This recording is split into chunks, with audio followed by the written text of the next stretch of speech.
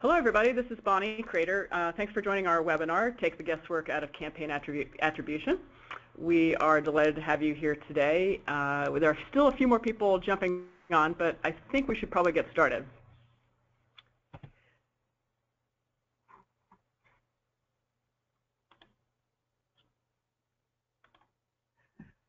So today I'm joined by two fantastic guests.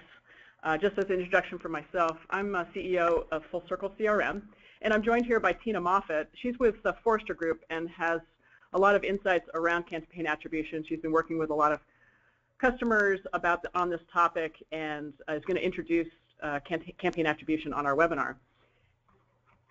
Lastly, of course, we have Salima Fazal, who is with Blue Wolf. She's actually our customer, and she is Director of Marketing Operations there. Salima has been using our campaign influence product for, I don't know, about 4 or 5 months now, and has some really interesting insights that she wants to share with you this morning. So just moving our agenda along here, those are our introductions. I'm going to talk just a little bit about Full Circle CRM, and then Tina's going to talk about her topic, Take the Guesswork Out of Campaign Attribution, and then Salima will follow up with measuring campaign influence at Blue Wolf. Then we'll take some questions, so feel free to use the questions button and ask us questions. We'll take those at the end, and hopefully we can get all of those completed at that time.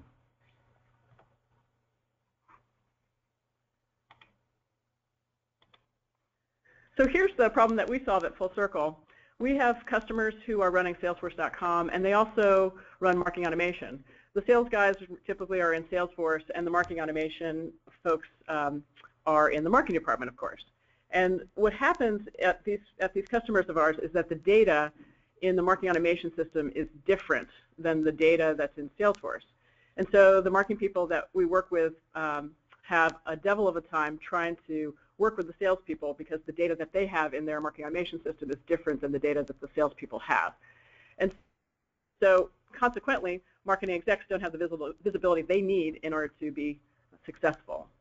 So at Full Circle, what we did was we built a marketing performance management system. It's built on top of the Salesforce platform, and it links the marketing automation system with Salesforce so that the data that the marketing people are trying to track about the performance and the outcomes of every marketing campaign can be tracked successfully right inside Salesforce. And so with that introduction, I'm going to turn this over to Tina Moffett. And Tina, of course, is with Forrester Group. Welcome, Tina. Great, thank you, Bonnie, and thank you everybody for attending. And I will be presenting the portion, Take the Guesswork Out of Campaign Attribution. Again, my name is Tina Moffett. I'm an analyst on the Customer Insights team, and I cover measurement at Forrester, which includes attribution, marketing mix modeling, and best-in-class metrics to measure marketing efficiency and effectiveness. So I'm excited to be here today to talk with you guys about a few things. First, I'll share with you some current consumer measurement trends, what we've been seeing in terms of customer behaviors and how marketers and CI pros are measuring interactions with customers. Secondly, I will take a deep dive into attribution.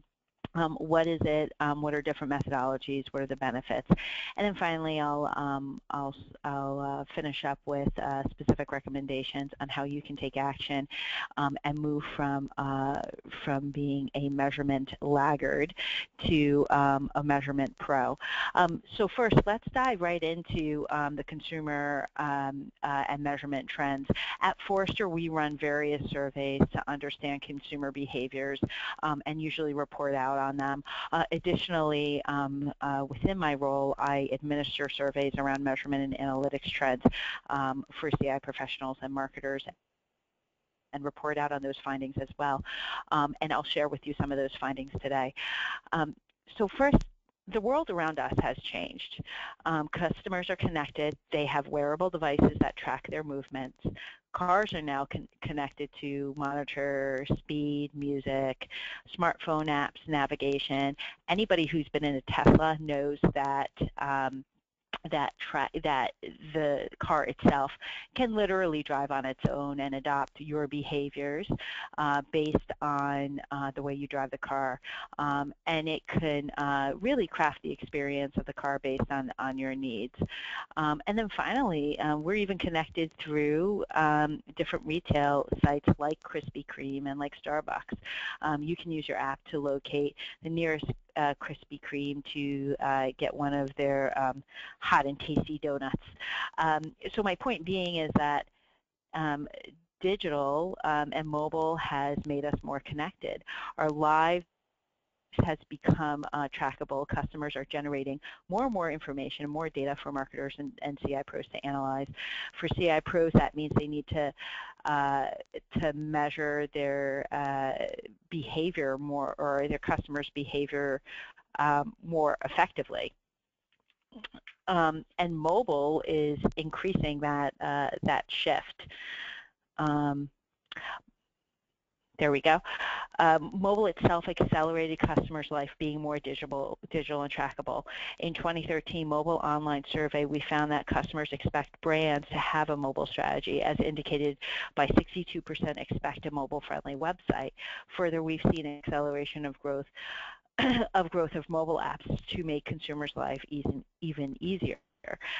In response, companies will spend $130 billion to engineer platforms to encourage mobile engagement. To drive this point home even more,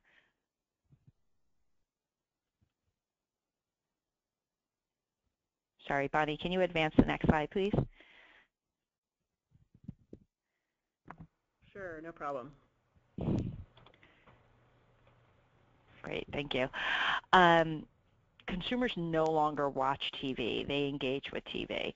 You know, and think about it. How many of you guys do this, where you're multitasking on your smartphone or your devices and watching TV at the same time?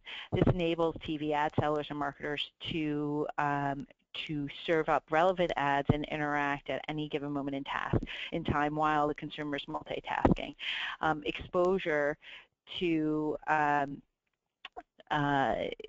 more digital touch points while watching TV can actually strengthen customers' connection to the content with brands and not detract from it.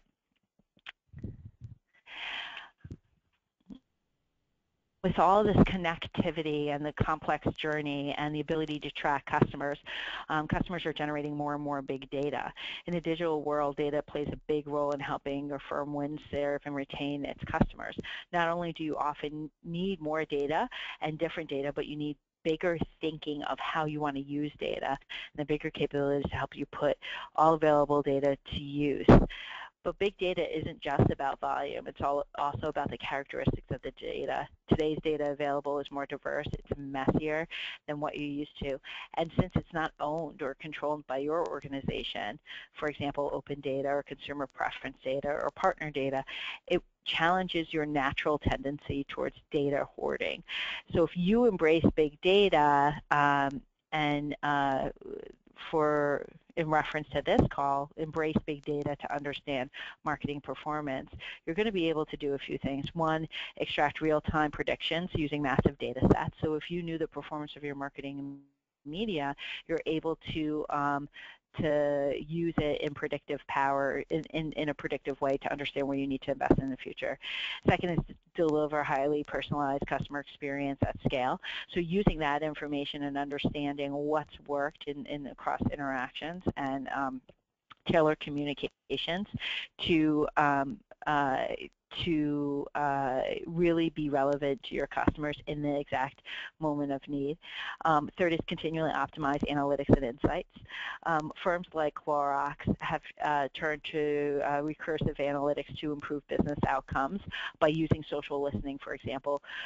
They were able to determine where flu outbreaks were occurring, and the firm was able to continuously adopt cleaning products and disinfectants and have campaigns around those products in those areas, and they saw an improvement of incremental sales of 17%. And then finally, you're able to strike a balance between qualitative and quantitative tools. So given that we see all these advancements with using data and the complex customer purchase path. I'm sorry, Bonnie, can you advance to the next slide? Sure. Thank you. Analytics can help CI pros learn more about their customer and behaviors. For example, if you knew what specific webinars or events drove a higher volume, that led me down to the funnel and better resulted into identifying me as a highly qualified marketing lead that turns into a highly qualified sales lead, you would try to recreate that experience that for customers that look like me. And analytics and measurement can empower CI pros to measure and optimize against which interactions really matter.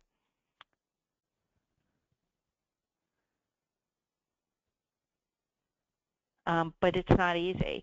There are a lot of challenges when it comes to,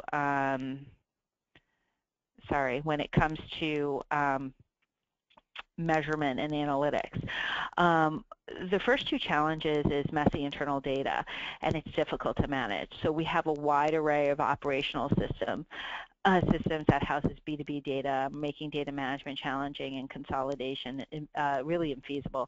Long sales cycles marked by buyers taking nonlinear paths to explore solutions, and the need to engage multiple decision makers further complicates the data hygiene problem. Without the services of a B2B data management specialist like an Extraprise or an Info Group, the process of merging and deduplicating and standardizing and augmenting data spins completely out of control, and the cost of large enterprises hundreds of thousands of dollars to get back on track. And for B2B marketers, marketing teams really lack the talent. Analytics is not a historical skill set of marketing departments, so many CMOs don't come with really strong analytic backgrounds, especially those who roll through the ranks of marketing, communications, and branding. In research we conducted on how many marketers manage performance, we were dismayed to find that 10% of the respondents felt that their marketing teams were effective at using data analytics to make decisions. In our own survey to measurement and analytics professionals, we found that 35% were challenged with hiring talent to manage measurement and analytics. So this is why it's important to really learn and understand how you can move past basic elementary measurement approaches and really adopt more advanced attribution approaches. So really springboarding from the mindset of last touch to really accounting for every single interaction and the contributed revenue value of those interactions. But in order to do that, we need to kind of level set and understand how we can do that, and that can be done through advanced attribution. B2B pros must have established measurement framework that helps them assess performance across different touch points, the buyer behavior and preferences, and the impact of marketing decisions on KPIs. This would include the adoption of advanced attribution, which takes into account all interactions and the contributed value of all those interactions. But what exactly do we mean by cross-channel attribution? At Forrester, we define cross-channel attribution as the practice of using advanced statistical approaches to allocate proportional credit across all channels. I'm not going to read the full definition, but the key things to keep in mind here is that advanced cross-channel attribution uses analytics to allocate credit across each interaction. So you're moving away from giving that particular email or that particular content download 100% of marketing credit that led to revenue. So So attribution really pushes the thinking of all marketers to adopt a more advanced way to measure success. It's about understanding the relevance of an interaction, really any interaction that a brand has with a customer. Although we speak to many marketers who perform attribution across digital channels, true cross-channel attribution focuses on all channels: digital, traditional, and mobile. Different ways of measuring the impact has its pluses, but also its challenges. Before we go down the path of looking at some of the benefits and challenges, let's dive into different cross-channel attribution approaches. Attribution measurement has evolved from last touch credit. So when we think about how the majorities of marketers have measured, and quite honestly are still measuring right now, they'd give the last interaction 100% credit that led to a sale. Now, forgive me my math here. I just kept it very simple. For the majority of B2B marketers, obviously the lead to revenue path is much greater than $100, but keeping it simple here, first interaction may start with organic search, and the second interaction may be direct to the website. The third and fourth interaction may be a little bit more in-depth, where they're downloaded content and attended a webinar, and by that time they may have gone through the cycle of marketing qualified lead to a sales qualified lead, and then finally on that fifth interaction they have a sales interaction and convert. So while this simplified approach is really easy to understand, there are many downsides. First, it oversimplifies performance measurement. Because of the reasons that I previously stated: complex purchase path, consumers are connected, they have multiple decision points. It really just oversimplifies the decision process and gives all credit to that last interaction. Secondly, it overestimates that last interaction. We can pretty much guarantee you that if I was a decision maker and wanted to buy, for example, a new technology, that last interaction probably had a minimal effect on my decision. I'm thinking interactions that happened right in between the third and the fourth. So whether or not I downloaded content, I attended a webinar, I started to speak to the sales teams to learn more about the technology I needed, that had more weighting in my decision than that last interaction. It also underestimates the previous interactions. Like I said before, the downloaded content and attended webinar may have had more weight to my decision. It potentially could double count conversion. And think about how you measure marketing right now. If you're responsible for sponsored events, downloading content, your emails, your direct mail, if you're still doing direct mail, a lot of those interactions may take credit for a lead going to a marketing qualified lead. Well, in fact, it could be a combination of those interactions. Finally, it provides inaccurate cost metrics. So while that last interaction in this example may have perceived lower costs because they may have a higher conversion rate, previous interactions will be perceived as higher costs, when in fact it could be reversed based on more advanced approaches. So last touch attribution has many faults. More and more marketers are kind of moving away from last touch attribution, or they at least know that's incorrect, to a rules-based credit allocation. Rules-based allocation helps marketers and CI pros credit based on rules, on business assumptions. Sometimes these assumptions can be grounded on logical business cases. So, for example, you may allocate credit evenly across the purchase path, or you may allocate credit based on a time decay model or U-shaped type model, where you're given first and last touches equal weighting, and every touch in between may be a decreasing to an increasing weighting as they're getting closer to closing a sale. But the downside to this includes arbitrarily assigning credit across the customer purchase path. Even though you may be trying to assign sound logic to fractionally allocate revenue, it may not make sense. It may just be based on hunches or guesses. Secondly, it undercredits or overcredits specific interactions.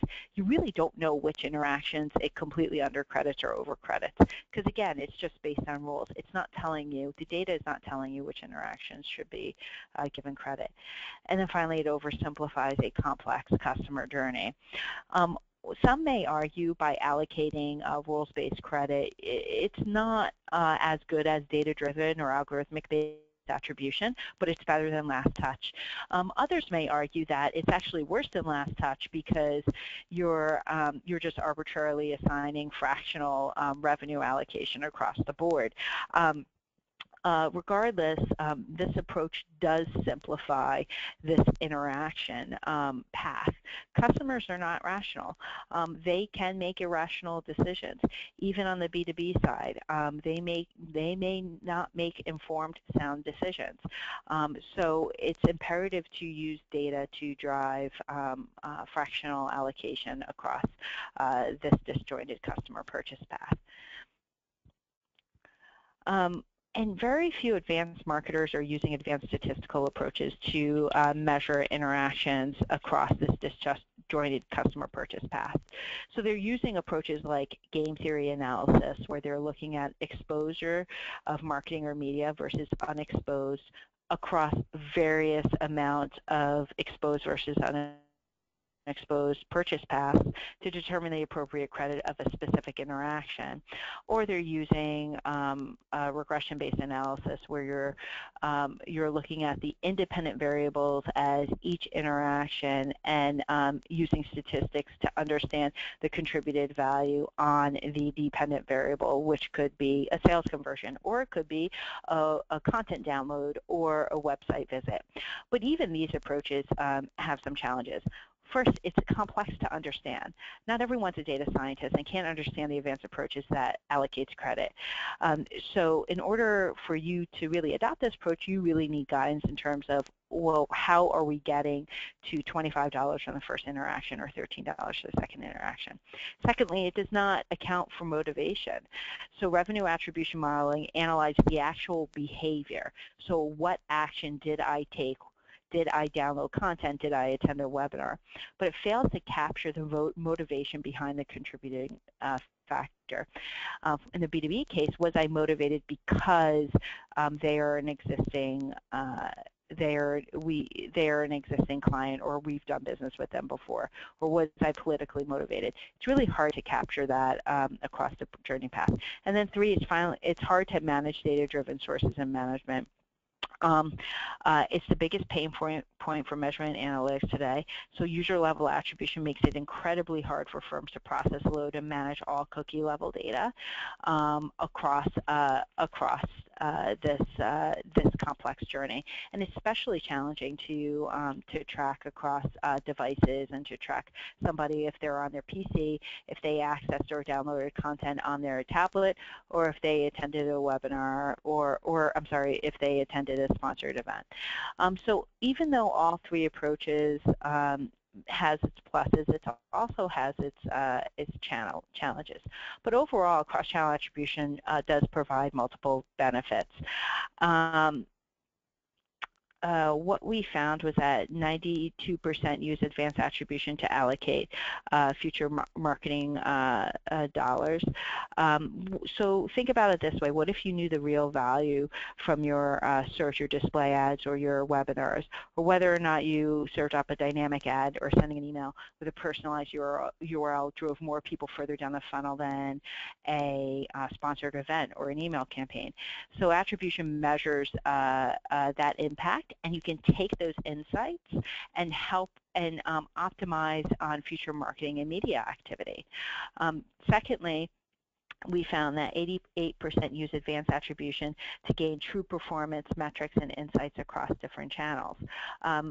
So what we found here was one of the benefits for marketers, it helps recalibrate return on marketing investment or return on ad spend because it decomposes and fractionally allocates the R in ROMI or ROAS. So it helps firms really truly understand the contributed value of each specific interaction. And finally, it helps marketers measure the true attributed cost. Think about it. If you're operating under a last touch model, you're operating based on out of those that you acquired in the last touch, and then using cost per acquisition or cost for the marketing investment for that specific interaction. What attribution does is it fractionally allocates those costs across those interactions, so you may see an increase or decrease of costs within that marketing tactic, and then it also helps you reinvest marketing dollars to more efficient channels. So there's multiple benefits on the marketing side. I wanted to share with you a case study on a large B2B firm and how they leverage attribution to uncover marketing drivers. So a large B2B company, $14 billion in revenue in the government, commercial and government space, was really hindered with having long sales cycles. They really didn't know which marketing was effective in terms of qualifying marketing leads and then pushing them down to sales qualified leads and then eventually to conversion, which is a common challenge for large B2B companies. For them, their challenge, again, longer sales cycle, but they specifically wanted to gain a handle on marketing media performance and then which interactions drove people down the funnel. What they did was they used an advanced algorithmic cross-channel attribution model, right? So using either a game theory model or a statistical model to understand the impact of direct response activity versus media channels. And what they found was that referral marketing and direct response channels actually drove less marketing qualified leads and sales, and they were able to identify specific sources and activities that they could use to drive to traffic and to filter out their leads. So they were able to divest into more really high cost channels. Referral marketing and direct response channels are traditional higher cost than digital and media and mobile, and they were able to reinvest it in channels and content that that drove more of the qualified leads through the website, and they were able to recreate those purchase paths on the digital side to push more highly qualified leads that they would not have received otherwise. So through this case study, you can see that that B2B companies are slowly starting to adopt this, but not without its own set of challenges. Now, when we started to ask through our survey how much of a priority is attribution, what we found was that while it's not in the top 5 or bottom 5, it's right in the middle in terms of a critical capability. We found that 54% of marketers are piloting or using attribution models. So they're moving away towards last click, but only 24% of marketers plan to use attribution models in the next 24 months. And this is relatively low compared to other approaches. And the other approaches being used are response and uplift models, forecast models, more customer-centric analytic models, and they're really focused on doing that because those are kind of the more actionable and tangible models that they could focus on. So when we asked in our WAVE survey, what are some capabilities needed in specific platform to help elevate insights, we found a few interesting takeaways. While most marketers, most if not all marketers and CI pros really seek partnership to help them build attribution models and do analysis, they expect certain capabilities from those relationships. And the top 5 capabilities really surround the ability to measure in real time and the ability to advance their analytics and their insights. Majority of marketers they just don't want data anymore. They want the power to uncover actionable insights in the moment.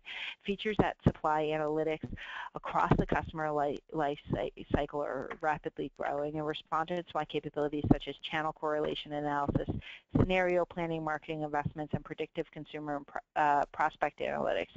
A marketer at a large tech company, for example, told us that using attribution insights helped them shift those marketing budgets, benchmark channel performance, and connect insights with brand-based metrics such as awareness and consideration. So they're just not looking at click-through rates or even conversion rates anymore. They're looking at metrics in a multidimensional way. So given all the insights that I shared today, what can you do to take action and to really drive attribution insights? First, you want to make sure you assess your measurement capabilities before jumping into advanced attribution. I have an assessment test on the web on Forrester.com that can help you assess your measurement across 5 key capability areas, which includes strategy, org, resources, data metrics, insights, and action. So make sure you assess yourself and identify areas where you need to improve on before you take the leap in adopting advanced attribution. Second is take stock of your data, identify connection points between channels, data quality issues, and sourcing. You really need to understand your data. Majority of marketers we find really don't understand where their data is coming from or the condition that's in. Before you jump in any measurement or analytics activity, you need to understand your CRM data, your transactional data, and your marketing and media data, and understand where the gaps are and where you can fill in those gaps. Go beyond the click and measure marketing impact as ROMI and against ROMI and customer value. So it's not about conversions or marketing efficiency and effectiveness. It's about looking at those strategic metrics, such as what is the return of my marketing investment, what's the incremental return of it, and how does that impact long-term customer value. And then finally, get support from customer insights, analytics, and marketing counterparts. Identify who your evangelists are. Identify who firmly believes in a shift in metrics and who's the right audience to target based on marketing performance. Identify the senior stakeholders in each channel that could gain the most from these key findings, and provide relevant research and case studies to support their business needs and help them understand the importance of collaboration among channels. So thank you for listening to my part. At this time, I'm going to pass it over to Salima. Yeah, Tina, this is Bonnie. So that was really interesting in your case study that the referral marketing didn't work. I bet you that company was really surprised because in B2B companies, usually referral marketing does work. Yeah, they were surprised, but again, and this is consistent with our research, is that B2B and B2C companies have seen just a proliferation of device usage.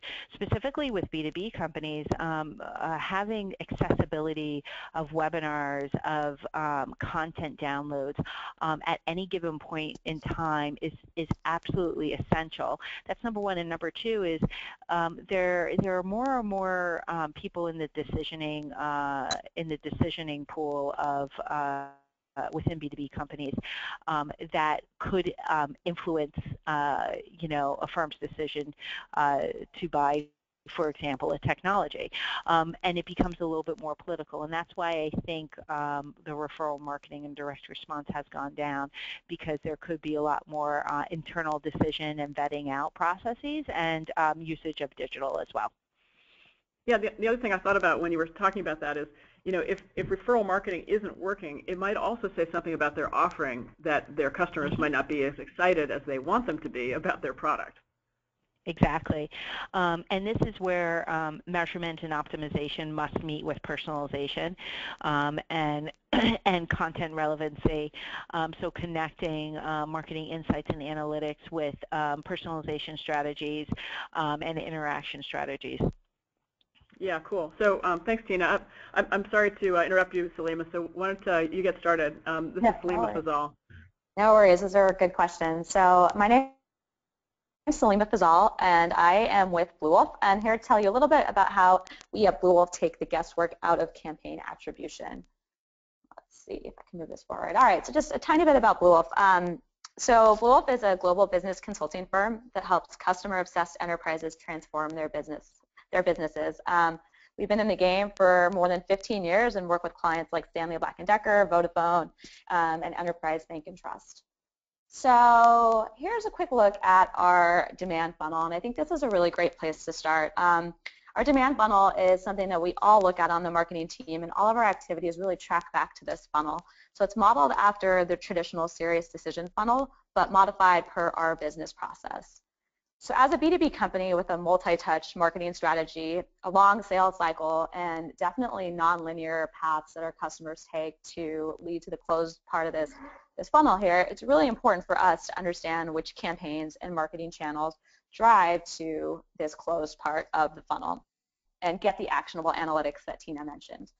So how do we do that? Step one, I'm going to walk you through the 5 steps about how we actually crack the nut on campaign attribution. So step one is imperative to create a campaign per channel in Salesforce. So for us, we have a parent-child campaign hierarchy in Salesforce that we leverage. We set up a parent campaign for the general campaign effort, and then it is crucial that we set up a child campaign for every single channel that we use to promote that parent campaign. So on the screen here, you can see our State of Salesforce survey parent campaign, and nested under that are 24 child campaigns. And again, like I mentioned, every time that we promote this campaign, we have to set up a child campaign in Salesforce, because the more detail we have there, the better the analytics that we're going to get about campaign effectiveness. What we also use on the campaign object is this type pick list that you see. So for us, being able to use this type pick list allows us to sort our results and get, again, even more specific insight into campaign effectiveness by channel type.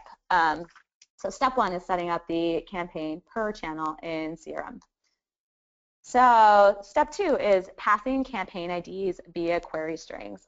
So for each promotional channel that we use, we have a unique URL that passes the related campaign ID via the query string. So when we send users to our gated page, we use a specific URL per the channel. So we only still need one landing page with a form for each campaign, but the campaign ID in the URL overrides the campaign ID in the form so that each form field gets associated to the correct channel campaign in Salesforce. So what you see on the screen here where the red arrow is pointing to, that's the appended part of the URL that passes through the campaign ID based on the numerous campaigns that we had set up in step one. All right, so step three. Step three is using contact roles on opportunities, and this is critical to closing the loop. And this actually involves a process that is beyond the marketing team. And for us, we ask our sales organization to add all contact roles involved in the opportunity to the contact roles related list in CRM. And in asking this of our sales team, we kind of have to paint a picture to them as to why they should do this. So we make it really clear that the WIFM, we call it the WIFM, the what's in it for me, is that if they add the contact roles and then we can see the campaign effectiveness on campaigns in their region, it makes us much more likely to spend in their region and keep promoting campaigns that will likely help them with their pipe and their close-won deal. So super important to use contact roles on opportunities, and then also to explain back to the organization why they should help you out if it requires some process changes. All right, so step four, create campaign influence models.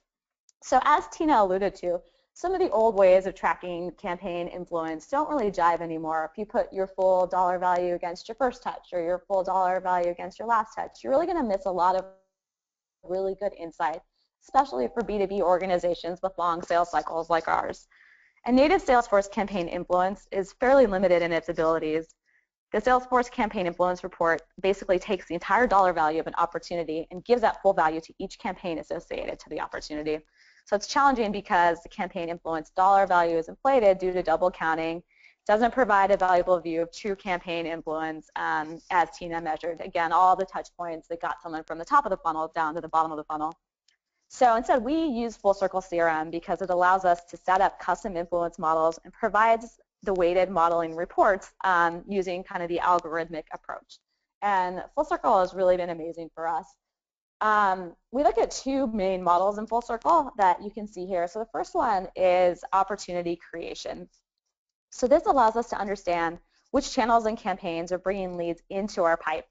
So we can configure Full Circle CRM to pull in first campaign touch, which is awesome because it looks across all the contact roles on the opportunity to identify which campaign actually brought that account into our CRM. So it's really valuable for us to allot a portion of the closed dollar value back to the very first campaign touch. And then again, it looks across the rest of the campaigns via the contact roles based on the model that you set up to allot the rest of the dollar value of that opportunity. So for us model 1, opportunity creation looks at the campaign 6 months prior to the opportunity creation. So that, like I said, kind of gives us a sense of how we fill up the top of the pipe and how are we driving these deals into the pipe. The next model that we look at is called opportunity acceleration. So this model allows us to identify which campaigns and channel types are pushing along the open deals. So it pulls in all campaigns to which a contact role has responded during the duration of the opportunity cycle. Full Circle then credits a % of that opportunity value to each campaign based on your model criteria and its algorithmic approach. So this can help us better address spend for mid to late funnel activities. And it also helps us to identify effective marketing efforts for existing customers and retention business. So I'm going to go ahead and just try to share my desktop here. Bonnie, if you want to just pass me control. I want to just give you guys a quick look into the Full Circle model configuration because it's so deep and it allows you to do so much really interesting stuff. So give me 1 second. Okay. Let me know if you can't see my screen. Are we good? Looks good to me. Great. All right. That's all I need. So here's a look at the Full Circle tab within our CRM. And at any given time, you're able to set up 3 different models. Right now, we just have 2 that are running. But I'm going to drill into one of these just to show you some of the neat things that you can control to really make this algorithmic approach work for you and your business. So just really quickly, what I think is interesting, there's one setting here where you can change the distribution of dollar value based on the contact types. So, you know, at Blue Wolf, we consider if someone is noted as a primary contact role on that opportunity, we want them to get a bigger piece of that pie than any of the other contact roles on that opportunity. Kind of additionally, you can also allot primary campaign a little bit of a higher weight, which we think is valuable for us in our process.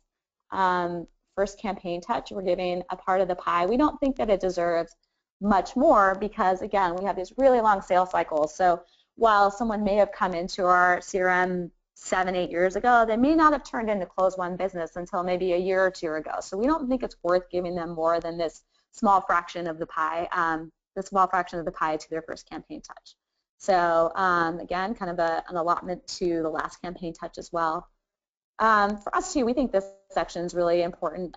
This is based on the contact role type. So we have a pretty vast pick list of contact role types, and some of which we don't think necessarily need to get much of the opportunity revenue pie either. So for us, sometimes we'll have users that are tagged to deals, and the users really weren't responsible for driving that deal into existence or to close, right? So we don't really think that that specific contacts campaigns deserve any dollar weighting. So we really customize these based on our business process, our sales cycle, et cetera, to kind of assign the weighting that we see fit for us.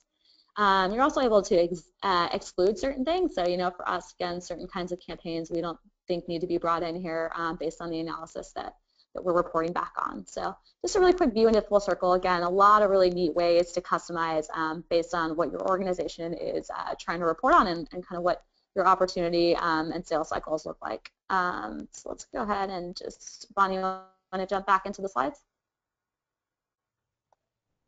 Yes, let's do that right now. There we go. Okay, awesome. Let's get the slides back up here. You should have mouse control as well. Fantastic. Okay, I'm going to move forward here. Oh, I don't know if I do have mouse control. You guys want to just advance to the next slide? Okay, so this is step 5, and this is the final step. But everyone wants visibility with reports and dashboards. I think that's kind of the holy grail as a marketer, is to give easy, quick visibility of marketing via reports and dashboards. So what you can see here is just a screenshot of our CRM, and it's looking at two of the different models that I mentioned that we have set up, Model 1 and Model 2. And you can see here that it's attributing a different dollar amount to these campaigns based on the model that we're reporting on. So obviously Model 1, as I mentioned, is opportunity creation. Model 2 is opportunity acceleration. So what I can tell here is that some of these campaigns are better for the top of the funnel, and some of these campaigns are better for the bottom of the funnel. And so this insight is really valuable. And we have a plethora of reports and dashboards that are set up, but there's just a ton of ways that we can slice this data. We can slice it by net new business versus existing customers, which is really important for us to get a handle on, again, on which campaigns drive those respective funnels. We can slice it by region, etc. So there's just a ton that you can do with the reports that Full Circle enables you to gather, as well as putting them all together in some really great dashboards that provide the executive view, as well as dashboards that we have for the members of our marketing team that provide the actionable analytics around different campaign types that seem to be effective at various points in the funnel. All right, you guys want to, okay, perfect. So lastly, just to reiterate, and this should actually say models, but the campaign influence models you choose need to work for your business. And one of our learns has been that one model doesn't do it. I mean, it takes a lot of experimentation, and it takes really analyzing your sales process, your opportunity, cycle time to close, looking at your existing data, etc., to build the models that work for you and your business. So Blue Wolf actually has one of the largest marketing automation practices in the industry, and we've worked with clients to really crack the nut on their attribution to get the actionable analytics that they need to make the most out of their marketing dollars. So that's all that I have, and if you guys have any questions, you can spit them out right at the end here.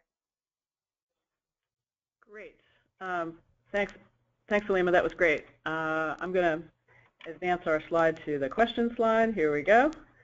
And we do have a question that just came in, and I think this is for you, Salima. Do you account for sales activity, not only marketing campaigns, in the model for Blue Wolf? That is a fantastic question, and that's a really challenging thing to account for. So I can tell you that definitely through the 7 years that I've been at Blue Wolf, this has been a bit of a hard one, because it requires, again, tapping the sales organization to put the contact or the lead that they spoke with back into a campaign. And for us, we definitely have some success with that. If there's a harvest effort, for instance, we'll have the sales organization put the leader contact into that specific campaign. But unfortunately, at this point, we can't account for every single touch. We can't account for every phone call that's made, because, again, that would entail putting the contact or lead back into a campaign, so it can kind of flow into this full circle model. So unfortunately, it's not 100% accurate to account for every sales touch, but it does account for some. Hey, Bonnie, this is Tina. Tina. I'd like to jump in on that too, as well, in terms of what I've seen. So I completely agree with Salima, and we see the challenge in two ways. One, it's a tracking challenge in that the data needs to be good from a sales perspective in order to account for it in the attribution model. That's number one. And number two is it starts to become an education issue within an organization to help sales understand the value of moving to an advanced way of measuring effectiveness, and it's an education issue of how is it being done, and then also some organizational issues in terms of understanding the results, accepting the results, and determining how to take action on those results. Absolutely. Just on another point about Full Circle is that, and this is a piece that Salima didn't show, is that we have a piece of our product called the Deal Explorer, where you can look at a deal and you can see not only all the campaigns and the attribution of the campaigns, but all of the activities that the salespeople have done. So if you have salespeople that are actively using Salesforce and recording all of their activities, you can see, how many calls or how many emails and when they sent those as part of that offering. Mm-hmm. Okay, so here's another question, and this one's for you, Tina. So it's about which industries are adopting this kind of attribution modeling. I don't know if you can categorize that by the types of companies that you've been seeing, of who's on board first and who might be later. Yeah, so if I were to split it out from a B2B and a B2C perspective, B2C has definitely a higher adoption rate within B2C, retail, financial services, and hospitality, because they have really rich consumer-level data that they can track, and they have budgets to get technology to help track and measure. From a B2B side, the adoption rate has been slower because of a few reasons. Longer sales cycle, this sales force and how to account for sales force activity in the marketing attribution model, a number of influencers when they're purchasing.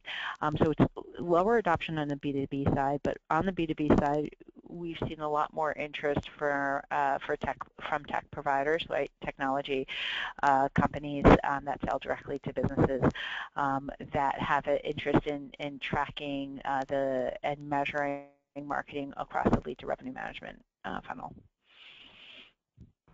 Cool. And I have another question for you, Tina. And the question is, and this is a tactical thing, where is the assessment that was mentioned during your Forrester portion of the presentation? Sure. So the assessment can be found on Forrester.com, and I believe the title is Assess Your Marketing Measurement Maturity, and it is literally an assessment test across 5 capability areas that we found were necessary to become a measurement and analytics quote-unquote master. And you'd score yourself, you would assess yourself, you'd figure out if you're a measurement laggard, dabbler, pro, or expert, and then you'd figure out what key actions you need to take from moving from stage 1 to stage 2, stage 2 to stage 3, and so on and so forth. So it's available on the website, and subscription is required. Cool. I think I'll have to try that myself. Okay, another question. This is one for Salima, and it's about your use of Full Circle. How has tracking weighted campaign influence in Salesforce with Full Circle changed the way Blue Wolf plans out its marketing mix? So yeah, definitely provided a ton of insight there. So again, using that type field on campaigns has provided a lot of insight for us. So when we're able to attribute a slice of the dollar value back to campaigns, and then we look at the view based on type, it's really helpful for us to figure out what channel types, again, are making an influence and moving, giving us dollar value at the bottom of the funnel. So it really has helped us get a sense of which campaign types perform the best for us, and that's how we determine where we're going to spend our dollars. So, for example, a type would be an email versus an event? Exactly, yeah. So essentially our types are just channels. So we have, we even split out for us. We do a lot of events, and we split out the type pick list as event hosted and then event sponsored, because it helps for us to know if we're driving, more closed-won business based on our own our own hosted events versus sponsored events, etc. Yeah, I really like the way that you have really leveraged the parent-child campaigns. It's my view is that you're doing very much of a best practice there, so that's really cool. Thanks. Okay, so here's one for me. What are the most common influence model configurations you see Full Circle CRM customers use? There's really 3 that we see most. A lot of our customers like to look at first touch, because they like to emphasize or understand which campaigns are actually driving new business or new people coming into the funnel. Then the second would be an even spread, so just allocating the dollar amount for each deal evenly among all of the campaigns that participated. And then the third is largely an account-based model. So what Salima was presenting, the contact roles in Salesforce, where you're trying to get the sales guys to add the names of the people onto the opportunity. Sometimes that's tough sledding. And so what a lot of our customers do is they just, and this works particularly well with when their customers have small numbers of contacts associated with accounts, is they use the account model so that anybody who participated in any campaign that within the time frame of the deal that closed, you got that?